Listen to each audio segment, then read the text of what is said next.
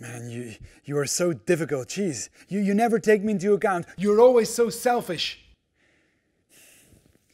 When you are in a conflict with someone, you sometimes blurt out one criticism after the other. Those mean attacks come from the jackal. That is a part of us that wants to be right, judges, accuses, and feels attacked very quickly. But have you ever thought about the fact that you don't immediately resolve the conflict between you and the other person by raging like a jackal? Even worse, the tension will only increase and your outburst will rather lead to electrocution instead of to a connection. If you want a connection, then you better get in touch with your inner giraffe.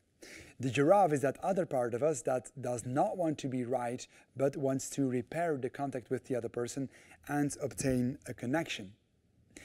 How do you do that as a giraffe, making a connection with the other person?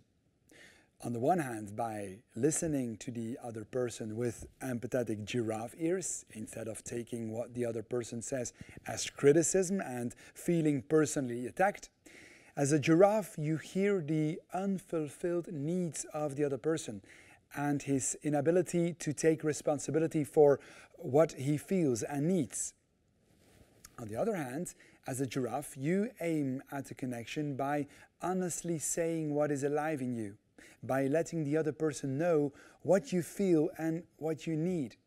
Both empathically listening as well as honestly expressing can be done using 4 steps. A roundabout, which enhances smooth communication traffic with 4 streets. Instead of saying like a jackal, you never take me into account, you are always so selfish, I allow the giraffe in me to speak by describing a factual observation which is the trigger of my dissatisfaction. So I say, I've asked you 3 times already whether you can give me feedback on the project. I did for you, and each time you told me you have no time. That is a clear, factual, neutral observation whereby chances of the other person taking it as a reproach get smaller. Then I will say what I feel. I experience frustration. In fact, I get a little dispirited from that because I need clarity.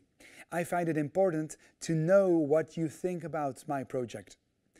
And I end by making a concrete request to the other person by saying, or by asking, for example, when would you be able to sit down and discuss my project?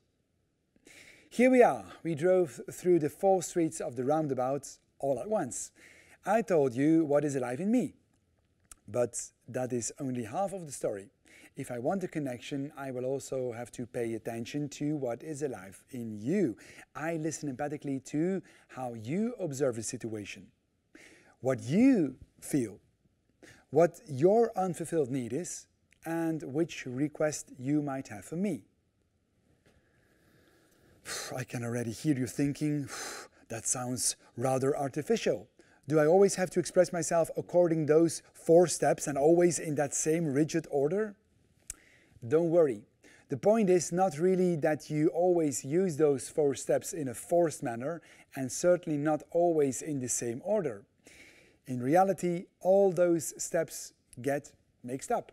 Play with the roundabout. Use its possibilities in your own way, depending on what the situation is and what presents itself at the moment. I'm convinced that you will get a connection with the other person using the roundabout and its 4 streets by both empathically listening to the other person and by expressing what is alive in you as well. By bringing up your inner giraffe, you increase your chances for real contact and mutual understanding and respect. And that is, according to me, a nice start to resolve the conflict in a durable manner. Good luck.